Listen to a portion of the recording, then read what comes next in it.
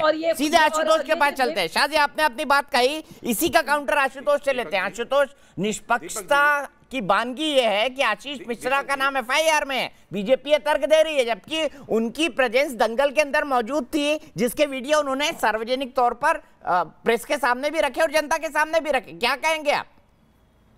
5 बातें हैं दीपक। पहली बात तो यह है कि बहुत कम लोगों के साथ पता होगा कि वहां से जो दंगल का इलाका है वो सिर्फ 5 मिनट की दूरी पर है।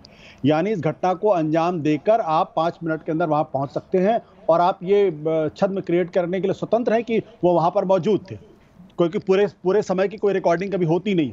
देखिए, इसमें जो सबसे महत्वपूर्ण बात यह है, वो महत्वपूर्ण बात है कि उनके पिताजी की मौजूदगी, और उसके मेरा अपना मानना यह है कि इसमें ज्यादा बड़ा आरोप उनके पिताजी के ऊपर है। 5 चीजें हैं। पहली बात यह है कि अगर आपको ध्यान होगा तो आज से 1 हफ्ते पहले उनके पिताजी ने एक भड़काऊ भाषण दिया था, जो केंद्र के अंदर मंत्री हैं। इसी तरीके का भड़काऊ भाषण कफील खान ने दिया था, जो उनके ऊपर आरोप लगा था, उनको गिरफ्तार कर लिया गया था। ऐसे भड़काऊ भाषण देने के बाद न केवल भाषण दिया गया, बल्कि उस भड़काऊ भाषण के खिलाफ वहां किसान भड़के और उन्होंने जाके काला झंडा दिखाने की कोशिश की। कॉज एंड इफेक्ट दोनों है। तो कायदे से मंत्री महोदय के खिलाफ एफआईआर दर्ज होनी चाहिए और उनकी गिरफ्तारी भी होनी चाहिए।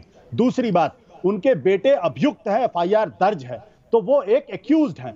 Harbouring the accused is also a kind of criminal offence. उसमें भी उनके खिलाफ एफआईआर दर्ज होनी चाहिए।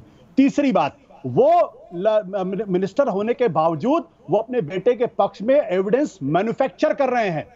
तो इसका मतलब यह है कि वो एविडेंसेस को मिटाने की भी कोशिश कर रहे हैं। ये तीसरी एफआईआर उनके खिलाफ, मुकदमा उनके खिलाफ दर्ज होना चाहिए। चौथी बात, वो minister of state for home affairs है।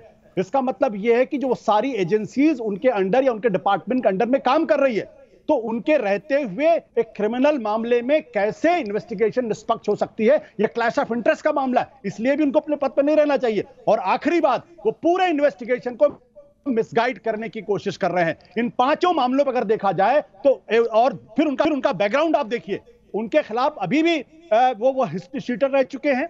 साथ ही साथ हाईकोर्ट में उनके खिलाफ एक क्रिमिनल मर्डर के मामले में 2018 से एक जजमेंट रिजर्व है, वो जमानत पर हैं। ऐसा शख्स पहले तो एमओएस कैसे अपने पद पर, और दूसरा उनके रहते हुए इन्वेस्टिगेशन साफ कैसे हो सकता है? ये महत्वपूर्ण बात है। तो उत्तर प्रदेश की पुलिस ने इनके खिलाफ अभी तक एफआईआर दर्ज नहीं की है। अगर देश में कानून का शासन है, कफील खान के खिलाफ अगर एफआईआर दर्ज हो सकती, गिरफ्तार हो सकते हैं, तो फिर इन मंत्री महोदय के खिलाफ भी एफआईआर दर्ज होनी चाहिए, वो गिरफ्तार होनी चाहिए। सीधे शाजिया से इसका जवाब ले लेते हैं। शाजिया, मुझे बताइए, मंत्री महोदय के खिलाफ एफआईआर क्यों नहीं? आशुतोष ये कह रहे हैं, और जो दूसरा उनका सवाल है वो ये है कि भाई मंत्री जी तो हिस्ट्री शीटर हैं, आदतन अपराधी हैं, उनको गृह राज्य मंत्री कैसे बना दिया सरकार में? तो ऐसे तो आपका कोई भी मंत्री बचेगा नहीं, मतलब सरकार में कोई भी मंत्री बचेगा नहीं। मुझे समझ में नहीं आ रहा है कि उनके जब उनके बेटे और जो उनके साथी मारे गए और पर इल्जाम है, तो उनके मंत्री पर, उनकी मंत्री बनने पर और उनकी चार्जशीट पर क्या ताल्लुक है? मुझे समझ में नहीं आया ये क्या लॉजिक दे रहे हैं। आई थिंक बहुत कंफ्यूज है आशुतोष जी, क्योंकि मंत्री महोदय तो वहां पे मौजूद भी नहीं थे, तो और उनके बेटे भी मौजूद नहीं थे, लेकिन उनको कुछ कहना है क्योंकि मंत्री जी के जो बेटे, क्योंकि सारा मामला सामने आ गया है, मंत्री जी के बेटे थे नहीं और मंत्री जी के बेटे के कॉन्वॉय की अब बात हो रही है, तब इन्होंने पूरा पलट दिया है सीन। अब पहले तो मंत्री के बेटे को लेकर थे, अब भड़काऊ भाषण जो 1 हफ्ते पहले दिया गया था, अब बात उसमें आ गई है, क्योंकि उनको समझ में आ गया है कि अब इसमें होने वाला है नहीं कुछ। और इतनी बेवकूफ लग रही है प्रियंका गांधी जी बेचारी, जो पहुंच गई है, ये हुआ है, ये हुआ है, ये हुआ है, और हुआ कुछ नहीं है, क्योंकि ना तो मंत्री जी थे ना उनका बेटा था। तो आप कह रहे हैं क्योंकि मंत्री जी ने पहले भड़काऊ भाषण दिया था 1 हफ्ते पहले, और बहुत साल पहले कोई उन्होंने चार्जशीट है, तो उसके हिसाब से अब ये तो कोई बात बनी नहीं भाई साहब, इसका कुछ ताल्लुक इस पूरे वाकये से नहीं है। इस वाकये से बहरहाल एक चीज का ताल्लुक है, और वो वीडियोस हमने देखे हैं, किस तरह से इंसान वो बैठा हुआ था और हाथ जोड़े हुए था और कह रहा था कि हमें नहीं मारो, और कह रहे थे तुम्हें तेनी ने भेजा है, बोले हमें भेजा था देखने के लिए वहां पे क्या हो रहा है।